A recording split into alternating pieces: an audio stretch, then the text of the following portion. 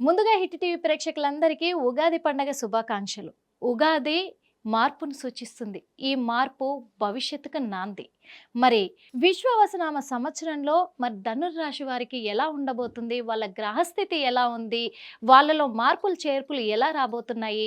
మరి ఆ మార్పులకు కారణంగా ఎలాంటి సూచనలు వాళ్ళు పాటిస్తే బాగుంటుంది అని ఈరోజు వాళ్ళందరికీ కూడా వివరించడానికి మన హిట్ టీవీ స్టూడియోలో ఉన్నారు ఆస్ట్రో సైకాలజిస్ట్ నాగనాథ్ గారు ఉన్నారు. మరి వాళ్ళని అడిగి తెలుసుకునే ప్రయత్నం చేద్దాం. ఎందుకంటే అందరికీ పరిష్కారం చక్కగా చెప్పగలరు కాబట్టి ఆ పరిష్కారం ఎలా చెప్పబోతున్నారనేది వివరించడానికి నేను సిద్ధంగా ఉన్నాను. మీ నిర్మల.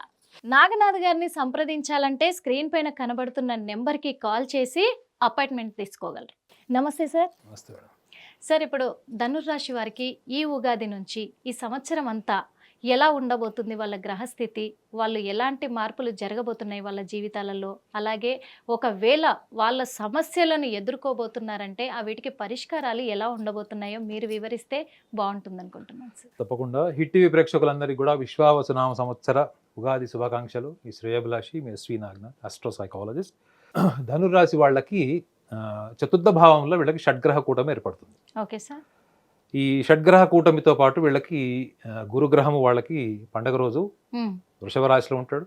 Okay sir. మిథున రాశిలో వాళ్ళకి కుజుడు, సింహరాశిలో వాళ్ళకి కేతువు ఉంటాడు. కేతు. సో వీళ్ళకి మెయిన్ ఈ షడ్గ్రహ కూటమి యొక్క ప్రభావాన్ని మనం విశ్లేషించే ముందు అసలు వీళ్ళకి ఈ మే మాసం అంటే మే 18వ తారీఖు నుంచి 22వ తారీఖు లోపల గురుగ్రహము వీళ్ళకి వీళ్ళ రాశి నుంచి అంటే ధనుర్రాశి నుంచి సప్తమ భావానికి మారుతాడు. రాహుగ్రహము మీనరాశి అంటే చతుర్థ భావంలో ఉన్నటువంటి రాహుగ్రహం వీళ్ళకి కుంభరాశి తృతీయంలోకి వస్తాడు. అదే కేతు గ్రహం వీళ్ళకి ఇప్పుడు ప్రస్తుతం అయితే దశమ భావంలో ఉన్నాడు, భాగ్యంలోకి వస్తాడు, అంటే 9ంటికి వస్తాడు. ఇది వీళ్ళకి గ్రహస్థితిలో మే మాసం నుంచి ప్రధానంగా వచ్చేటువంటి గ్రహస్థితుల మార్పు. చతుర్థ భావంలో గ్రహకూటం మీద షడ్గ్రహ కూటం ఉందో అది వాళ్ళకి 3-4 డేస్లో అది చంద్రుడి యొక్క ప్రయాణం మేషంలోకి వచ్చిన తర్వాత మారిపోతుంది. కాలానుగుణంగా అంటే ఒక 3-4 నెలలు తీసుకుంటే అక్కడ కేవలం ఒక శనిగ్రహం తప్ప మిగతా అన్ని గ్రహాలు మారిపోతాయి అక్కడి నుంచి. సో కాబట్టి వీళ్ళకి షడ్గ్రహ కూటమి అనగానే ముఖ్యంగా ఈ పండగ రోజు షడ్గ్రహ కూటమి ఉంది. ఈ గురు సంచారం కూడా మే మాసం నుంచి ఉంది, రాహు సంచారం ఉంది. వీటన్నిటి మనము ఓవరాల్గా సంవత్సరాంతరం జరిగేటువంటి గ్రహస్థితులు మనం మార్పులు చూస్తే ఈ చతుర్థ భావంలో ఏర్పడినటువంటి గ్రహ కూటమి ప్లస్ గురు సంచారం అంటే సప్తమ భావంలో మారిన గురువు, ఈ రాశ్యాధిపతి కూడా గురువే ధనురాశికి. సో మనము వీళ్ళని మానసికంగా కూడా కొన్ని విషయాల్ని మనం దృష్టిలో పెట్టుకోవాలి. ధనురాశి వాళ్ళకి అత్యంత స్వేచ్ఛ కోరుకున్నటువంటి రాశుల్లో ద్వితీయ రాశి. ప్రథమ రాశి ఎవరు? మిథునం. మనం ఆల్రెడీ మాట్లాడిన దాని గురించి. ఈ మిథున రాశి వాళ్ళు వీళ్ళు దైవాంశ సంభూతులు లాంటి జీవితాన్ని గడపడానికి ఇష్టపడతారు. అంటే they always wanted to be garlanded by the society people for their knowledge. అంటే వాళ్ళు ఎటు పడితే అటు గౌరవం ఇష్టం ఉండదు మేడం వాళ్ళకి. వాళ్ళు చేసిన కష్టానికి, వాళ్ళ సామర్థ్యానికి, వాళ్ళ తెలివితేటలకి, మేధస్సుకి మాత్రమే గౌరవం రావాలని కోరుకునేటువంటి నిజాయితీ ఉంటుంది వీళ్ళకి. వీళ్ళతో మీరు మాట్లాడితే ఎక్కువసేపు మాట్లాడాల్సిన అవసరం లేదు, వాళ్ళు ఏంటి అన్నది మీకు పావుగంటలో తెలిసిపోతుంది. అట్ ద సేమ్ టైం ఈ ధనురాశిలో వాళ్ళకి ఎక్కువ స్వేచ్ఛని కోరుకోవడం వల్ల వీళ్ళు ఎక్కడ కూడా స్థిరంగా ఉండరు. ఎక్కువగా ఐడెంటిటీ ఇష్టపడతారు, అభినందనలు ఇష్టపడతారు. కాబట్టి వీళ్ళు చేసే ప్రతి పనిలో కూడా చాలా ఉన్నతమైనటువంటి పనులు చేయాలి, ఉన్నతమైన కార్యాచరణ, గొప్ప గొప్ప చదువులు చదవాలి, గొప్ప గొప్ప పదవులు అలంకరించాలి. వీళ్ళు రాజకీయాల్లో ఉన్నారనుకోండి, they want to go to the top. వీళ్ళు అకాడమిక్స్లో ఉన్నారనుకోండి, they want to choose the best university of the world. Employment అనుకోండి, they want to reach the highest designation in the particular domain. ఏ ఫీల్డ్లో ఉన్నా కానీ they always wants people to look at them అంటే ఇట్లా వాళ్ళని గౌరవంగా ఉన్నతంగా చూడాలనేటువంటి భావము వీళ్ళకి అంతర్లీనంగా పుట్టుకతో ఉంటుంది. ఇప్పుడు ఈ చతుర్థ భావంలో ఉండగానే విద్యాస్థానము ఇవన్నీ వస్తాయి. విద్య, ఈవెన్ మాతృస్థానము, రియల్ ఎస్టేట్ వ్యాపారాలకు సంబంధించిన ఇన్వెస్ట్మెంట్స్, ల్యాండ్, గోల్డ్, ఇవన్నీ కూడా ఈ చిరచరాస్తులకు సంబంధించినటువంటి ఇన్వెస్ట్మెంట్స్ అన్ని కూడా ఈ చతుర్థ భావంలో వస్తాయి. కానీ అందులో కూడా మిశ్రమ గ్రహ ఫలితాలు ఉన్నాయి. మిశ్రమం అంటే శత్రుస్థానానికి సంబంధించినవి, మిత్రస్థానానికి సంబంధించిన గ్రహాలన్నీ కూడా అందులో ఉన్నాయి. మరి వీళ్ళు విద్యార్థులుగా ఉన్నవాళ్ళు వీళ్ళందరూ కూడా విదేశాలకు వెళ్ళి చేయాలనుకుంటున్నప్పుడు సూచన ఏం చెప్పచ్చు అంటే, మీరు ఒక ఐడెంటిటీ కోసము కేవలం మీరు మీ పేరులో ఒక 4 ఒక ప్రైడ్ అచీవ్మెంట్స్ రావాలి అనుకోవడంలో మీ మేధస్సు వేరు, గుర్తింపు కోసం మీరు చేసే ప్రయత్నం వేరు. ఇవి రెండు సపరేట్ కదా మేడం. అవును. మీ ఇంటెలిజెన్స్ మీకు ఉంటుంది, కానీ ఈ ఇంటెలిజెన్స్ని మీరు కేవలం ఐడెంటిటీ కోసము లేకపోతే మీకు ఎన్విరాన్మెంటల్ ప్రొవొకేషన్ అంటే చుట్టుపక్కల వాళ్ళకి వచ్చింది నాకు కూడా రావాలి అనే కోణాన్ని మీరు మాత్రం విస్మరించాలి, వదిలేసేయాలి. దాన్ని వీళ్ళు పూర్తిగా నిజాయితీ, ఎందుకంటే వీళ్ళు ఒకసారి నిర్ణయం తీసేసుకునేటప్పుడు దాని గురించి దూరాలోచన, ప్రణాళిక, ఇన్ఫర్మేషన్ ఎక్కువ తీసుకోరు మేడం. చూడ్డానికి మాత్రం చాలా జీనియస్ కనపడతారు, కానీ ఆచరణకు వచ్చేటప్పటికి మనకి షాక్ అయిపోతారు. ఏంటి నేను ఏదో ఊహించుకున్నా, ఇదేంటి ఇంత మరీ చిన్నపిల్లలు కూడా ఇంత చిన్నగా ఆలోచించారు అనేటువంటి ఆలోచన కూడా ఉంటుంది. సో వీళ్ళు అనుభవం నుంచి జీవితాన్ని గుణపాఠాలు నేర్చుకోవడం వల్ల అందులో వాళ్ళ తప్పుని వాళ్ళు స్వీకరించారు మేడం. మిథున రాశి తర్వాత ఒక డినయల్ మెకానిజం ఒకవేళ మీకు కనపడుతుంది అంటే ధనురాశి వాళ్ళకి కనిపిస్తుంది. దేనైనా తిరస్కరిస్తారు, దానికి కారణాలు పక్కన వాళ్ళ మీద చేసేస్తారు. సో ఈ డినయల్ మెకానిజం వల్ల వీళ్ళు ఆల్టర్నేటివ్ స్ట్రెంగ్త్ వీళ్ళు ఏం క్రియేట్ చేసుకుంటారంటే ఒక ఫిలాసఫికల్ టెండెన్సీ వీళ్ళు డెవలప్ చేసుకుంటారు. ఇప్పుడు మీరు సూటిగా ఒప్పేసుకున్నారు అనుకోండి మేడం, నా ఆర్థిక స్తోమత ఇంతే, నా వల్ల ఈ వైఫల్యం వచ్చింది అనుకుంటే దానికి మీకు వేదాంతం అవసరం లేదు, సూటిగా ఒప్పేసుకున్నట్టే. సో వీళ్ళు ముఖ్యంగా ఈ ధనురాశిలో జన్మించిన వాళ్ళు చాలా మంది కూడా అండర్ అచీవర్స్ లాగా మిగిలిపోవడానికి కారణం ఏది ఈ లక్షణమే. వీళ్ళకి ఎంత సామర్థ్యం, తెలివితేటలు ఉన్నా కానీ అందరితో కలిసిపోయేటువంటి సామాజిక పరమైనటువంటి లౌకిక జ్ఞానం శూన్యం. మీకు ధనురాశిలో 10 మందిలో 8 మందికి ఈ లౌకిక జ్ఞానంతో వచ్చేటువంటి సమస్యలు, ప్రాపంచికపరమైన అవగాహనతో సంబంధించిన విషయాలు, వీటిని వీళ్ళు కేవలం థియరటికల్గా తెలుసుకోవడానికి యూట్యూబ్లోనో గూగుల్లో తెలుసుకోవడానికి ఇష్టపడతారు తప్ప they are not really prepared to experience what all which is more influential and which is more productive for these people. వీళ్ళు ప్రతిదీ కూడా ఊహాత్మకంగా ఇన్ఫర్మేషన్ ద్వారా తీసుకోవడానికి ఇష్టపడతారు. ఈ లక్షణం ఎందుకు చెప్తున్నానంటే వీళ్ళకి రాశ్యాధిపతి, చతుర్థాధిపతి అయినటువంటి గ్రహము గురుగ్రహం మిథున రాశిలోకి మేలు వస్తాడు, తృతీయంలో రాహు. సో వీళ్ళకి కుటుంబపరమైనటువంటివి, ఆస్తి తగాదాలు, కోర్టు కచేరీలు, తల్లిదండ్రుల ఆస్తులు, వీటికి సంబంధించినవి, జీవిత భాగస్వామికి సంబంధించినటువంటి విషయాలన్నీ కూడా ప్రధానంగా ముఖ్యంగా వీళ్ళకి ఈ జూన్ మాసం నుంచి వీళ్ళకి ఎఫెక్టివ్ ఉంటాయి మేడం.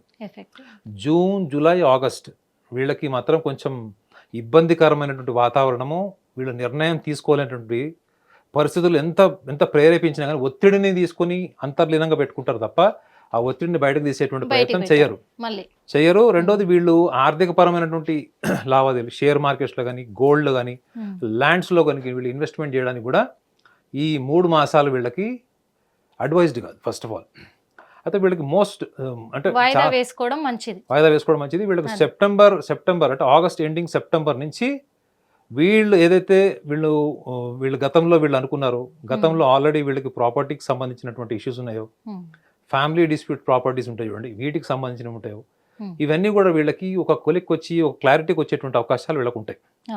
సో వీళ్ళకి బెస్ట్ టైం ఏది అంటే మాత్రం ఈ సెప్టెంబర్ నుంచి స్టార్ట్ అయ్యేటువంటి పీరియడ్. ముఖ్యంగా వీళ్ళకి సంవత్సరాంతరంలో దీర్ఘకాలంగా ఉన్నటువంటి సమస్యలు, ఇవి కేవలం ఆస్తికి సంబంధించిన మాత్రం చెప్తున్నాను. Property, disputed property or anything related to the court issue, వీటికి సంబంధించినవి వీళ్ళకి అనుకూలమైన వాతావరణం ఆగస్టు మాసం తర్వాత నుంచి సంవత్సరాంతరంలో వీళ్ళకి మంచి ఫలితాలు వస్తాయి. ఇవి దీర్ఘకాలిక సమస్యలకు ఇది ఒక కోణం ఉంటుంది. కానీ వీళ్ళు వ్యక్తిగతంగా కుటుంబ పరంలో వీళ్ళు తీసుకోవాల్సినటువంటి కొన్ని విషయాలు ఏంటంటే, ఇప్పుడు తల్లిదండ్రులు ధనురాశి వాళ్ళు అనుకోండి, వీళ్ళకి కూడా ఏంటంటే నేను ఇందాక చెప్పాను చూడండి, ఒక ప్రైడ్ అచీవ్మెంట్ కావాలి. మీరు మీ పిల్లవాడికి ఉన్నతమైనటువంటి గుర్తింపు రావాలి, ఉన్నతమైనటువంటి పేరు రావాలని మీరు కోరుకోవడం తప్పలేదు. కానీ వాళ్ళకి ఆ సామర్థ్యం ఉందా లేదా మీరు చూడాల్సినటువంటి సందర్భం కూడా ఇప్పుడే. ఇప్పుడు వాళ్ళని మీరు పుష్ చేస్తారు, ప్రొవోక్ చేస్తారు, వాళ్ళ కోసం వాళ్ళు ఒక ట్రాక్లో వెళ్తున్నారంటే మిగతా ఏరియాస్లో వాళ్ళకి వదిలేయడం. ఇట్లాంటి తల్లిదండ్రులుగా మాత్రం ధనురాశిలో జన్మించిన వాళ్ళు వాళ్ళ ఆలోచనల్ని పిల్లల మీద ప్రభావితం చేయడానికి మాత్రం ఇది కరెక్ట్ పీరియడ్ కాదు. కాకపోతే వాళ్ళ ఎబిలిటీ ఎంత, పిల్లల ఎబిలిటీ ఎంత ఉంది, వాళ్ళు చేయగలిగేటువంటి సామర్థ్యం నిజంగా ఉందా అన్న విషయాన్ని కూడా గ్రహించాలి. ప్లస్ వీళ్ళకి కొంత మొహమాట వైఖరి, ఇంట్రోవర్ట్ నేచర్ కూడా ఉంటుంది. సో వీళ్ళు దాన్ని పోగొట్టుకోవడానికి కూడా వీళ్ళు ప్రయత్నం చేస్తే తీసుకునే నిర్ణయంలో దూరదృష్టి పెరుగుతుంది మేడం. వీళ్ళకి లాంగ్ టర్మ్ బేస్డ్ ప్లాన్స్ వీళ్ళకి తక్కువ ఉంటాయి. వీళ్ళు షార్ట్ టర్మ్ గోల్స్ ఎక్కువ పెట్టుకుంటారు. వాటినే వీళ్ళు చాలా కన్ఫ్యూజ్డ్ స్టేట్లో అచీవ్ చేస్తారు. One of the most confused రాశి ఏదైనా ఉంది అంటే ధనురాశి. మీరు వాళ్ళ డేట్ ఆఫ్ బర్త్ అడిగితే వాళ్ళు ఫస్ట్ ఇచ్చే డేట్ ఆఫ్ బర్త్ మళ్ళీ సెకండ్ టైం ఆలోచించుకుని ఇచ్చే డేట్ ఆఫ్ బర్త్ కూడా చేంజ్ ఉంటుంది మేడం. అంత కన్ఫ్యూజ్డ్ ఉంటారు.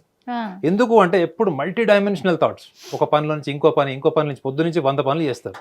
సో ఇన్ని యాక్టివిటీస్ పెట్టుకోవడం వల్ల ఒక యాక్టివిటీ నుంచి ఇంకో యాక్టివిటీకి షిఫ్ట్ అయ్యేటప్పటికి ఇది మెమరీ తగ్గిపోతుంది. ఓకే. సో ఇది స్టూడెంట్స్ గుర్తుపెట్టుకోవాలి. ఎందుకు చెప్తున్నానంటే ఇది మెయిన్ స్టూడెంట్స్ గుర్తుపెట్టుకోవాలి. స్టూడెంట్స్లో మోర్ దాన్ 60% వాళ్ళకి నేను ఈ పని చేస్తే ఏం పేరు వస్తుంది, నాకు ఎంత గౌరవం పెరుగుతుందన్న ఆలోచన ఎక్కువ ఉంటుంది తప్ప వాళ్ళు చదివే చదువుకి సంబంధించిన ప్లాట్ఫామ్ ఏంటి, రేపు పొద్దున కెరియర్ ఏంటి అనే లాంగ్ టర్మ్ గోల్స్లో వీళ్ళకి క్లారిటీ ఉండదు. ఇది పేరెంట్స్ గమనించాలి. ఇది కనుక గమనించలేదో, ఎందుకంటే మెయిన్ ప్రధానంగా విద్యార్థులు, విదేశాల్లో చదువుకునే వాళ్ళు, ఈ ల్యాండ్స్లో ఇన్వెస్ట్ చేసేవాళ్ళు, గోల్డ్ బిజినెస్ చేసేవాళ్ళు, వీళ్ళందరికీ ఎక్కువగా ఈ గ్రహస్థితిలో వచ్చేటువంటి మార్పులు ప్రతికూల అనుకూలమైన వాతావరణాన్ని క్లియర్గా చూపిస్తుంది. Okay sir. ఎందుకంటే మరి ధనుర్రాశి వాళ్ళకి కొంచెం వాళ్ళు సమస్యలు ఎదుర్కోబోతున్నారు కాబట్టి మరి వీళ్ళకు కూడా మీరు ఎలాంటి సూచనలు ఇస్తారు? నేను అందరికీ ఒకటే సూచన మేడం, ఎందుకంటే పనికొచ్చే సూచన ఒకటే. అదే, ఎందుకంటే వాళ్ళకు పనికొచ్చేది, వాళ్ళకు ప్రొటెక్టివ్గా ఉండేది, వాళ్ళకు అనుకూలమైనది, వాళ్ళకు పైసా ఖర్చు లేనిది పరిష్కారం. కరెక్ట్, ఇది వాస్తవం. ఎందుకంటే మీరు ఎలా తీసుకున్నా ఓకే, నేనైతే ఇది ఖచ్చితంగా చెప్తాను, 100% చెప్తాను. మీ ఆడియన్స్ కూడా చెప్తే బాగుంటుంది. ఖచ్చితంగా చెప్తారు సార్, ఖచ్చితంగా వ్యూవర్స్ ఖచ్చితంగా చెప్తారు. సో ధనురాశి వాళ్ళకి నేను చాలా అనుభవంతో చెప్తున్నాను, ఎన్నో వేల జాతకాలు చూశాను నేను. ఈ ధనురాశి వాళ్ళకి ఎప్పుడు కూడా జీవితంలో వాళ్ళ అతి ఉత్సాహం అంతా కూడా పేరు, డబ్బు, అంటే ఆర్థికంగా ఇండిపెండెంట్గా ఉండాలి. ఎందుకంటే వీళ్ళు డబ్బు సంపాదించి ఎదుటి వాళ్ళ మీద అహంకారం చూపారు మేడం. వాళ్ళు లావిష్గా ఖర్చు పెట్టేస్తారు. వాళ్ళు ఖర్చు పెట్టుకోవడానికి, వాళ్ళు డబ్బులు ఒకళ్ళు అడగడానికి అభిమానం కాబట్టి డబ్బు సంపాదిస్తారు. కానీ చూసే వాళ్ళకి ఎట్లా అనిపిస్తారు, వీళ్ళు డబ్బు మనిషి అనిపిస్తారు. కానీ వీళ్ళు సహాయం చేసినప్పుడు కూడా వీళ్ళు చాలా చాలా చాలా ప్రేమతో సహాయం చేస్తారు.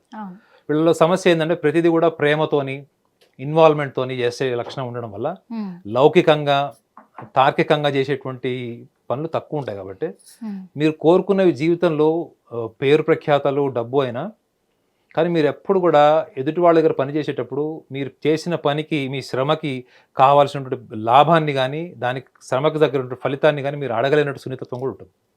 మరి వీటన్నిటి వల్ల మీరు కోల్పోయి తర్వాత మీరు అంటే మీ మానసికంగా మీరు కృంగిపోవడం కంటే ఓకే సార్, ఒక చిన్న టిప్ చెప్తాను, మీరు ఫాలో అవ్వండి. ఒక ఇట్లాంటిది ఏదైనా మీకు తోచినది ఒక మాల తీసుకోండి. Okay sir.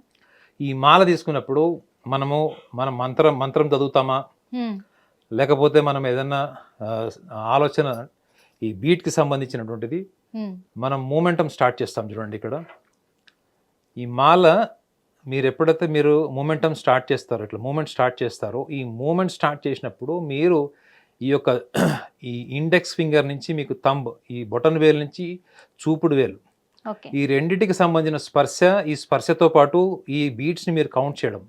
ఒకటి స్పర్శ సెన్స్, ఒకటి ఈ బీట్స్ కౌంటింగ్ ఒకటి. ఇది దీంట్లో మీరు ఏకాగ్రతతోని మీరు కళ్ళు మూసుకొని మీరు సాధన చేయండి. ఈ సాధన చేసే ప్రక్రియలో మీరు సెకండ్ స్టేట్ ఏంటంటే మీ రెస్పిరేటరీ సిస్టమ్, అంటే మీ యొక్క ఉచ్ఛ్వాస నిశ్వాసాల మీద మీరు ఈ శ్వాసక్రియ మీద ధ్యాస పెట్టండి. మూడో స్థితి ఏంటంటే మీ వ్యక్తిత్వానికి సంబంధించినటువంటి బలాలు, బలహీనత నేను చెప్పాను కాబట్టి ఈ బలాలు, బలహీనతలు మీ జీవితాన్ని ఎంత ప్రభావితం చేస్తున్నాయా లేదా అనేది ఒక్కసారి మిమ్మల్ని మీరు ప్రశ్నించుకోండి. ఎప్పుడైతే మీ బుద్ధికి సంబంధించినటువంటి ఆలోచనలు, మీ యొక్క బలాలు, బలహీనతలు, శ్వాస మీద ఎప్పుడైతే మీకు ఏకాగ్రత వస్తుందో, అట్ ద సేమ్ టైం మీరు ఇక్కడ ఈ బీట్స్ని మీరు మూవ్ చేస్తున్నప్పుడు ఈ స్పర్శ ద్వారా మీరు పొందే అనుభూతి, this is what is happening, this is what is doing system, this is what is happening system, this is what is your recollecting memory, recollecting about your personality. ఈ 3 క్రియల్ని మీరు ఒకవేళ 15 నిమిషాలు ఏకాగ్రత దగ్గరికి చేయగలిగితే, ఈ ఏకాగ్రత వల్ల మీరు సంపాదించేటువంటి ఆస్తి ఏదైనా ఉంది అంటే అదే దాన్ని ఏమంటారు అంటే మనము అబ్జర్వేషన్ సెన్స్, పరిశీలన భావం అంటారు. ఈ పరిశీలన భావమే మీ యొక్క ఆత్మ సంకల్పానికి, మీ యొక్క సంకల్పానికి ఇది ఒక ఎనర్జీ లాగా తయారవుతుంది.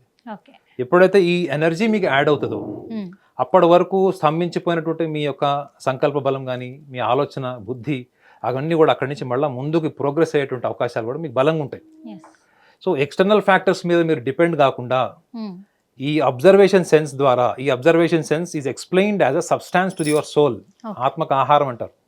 మన సంకల్పం నిర్వీర్యమైనప్పుడు ఏం ఏర్పడుతుంది మనలో, మనం కోరుకుంటాం కానీ జరగదు. కోరుకున్నది జరగనప్పుడు మనం దాన్ని మానసికంగా, భావోద్వేగాల పరంగానే అనుభవించుకుంటాం తప్ప దాన్ని ముందుకు తీసుకెళ్ళడం కోసం మనం చేసేటువంటి ప్రయత్నంలో ఎక్కడ కూడా మనము దాన్ని సూక్ష్మంగా మనం దాన్ని ఎలా పరిశీలించాలనుకుంటే దానికి బలమైనటువంటి ఒక సొల్యూషన్ ఏదైనా ఉందంటే అది మన వ్యక్తిత్వమే. ఈ వ్యక్తిత్వాన్ని మనకు రాశి రూపంలో చెప్పినప్పుడు అదే వ్యక్తిత్వాన్ని మనం గ్రహించి దాంతోపాటు మనకు ఉన్నటువంటి ఈ అబ్జర్వేషన్ సెన్స్ ఏదైతే ఉందో ఈ అబ్జర్వేషన్ సెన్స్ అనేది మనకి ఆబ్జెక్టివ్ వరల్డ్కి మన డీపర్ ఎమోషన్స్కి మధ్యలో ఒక వారధిలాగా ఉంటుంది. Okay sir.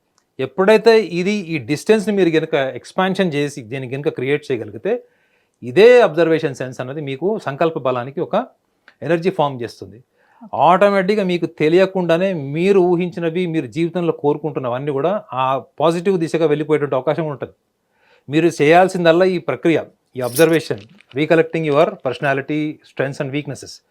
ఆటోమేటిక్గా మిగతా కార్యక్రమాలన్నీ కూడా మీకు తెలియకుండానే జరుగుతాయి, అన్కాన్షియస్లీ జరుగుతాయి.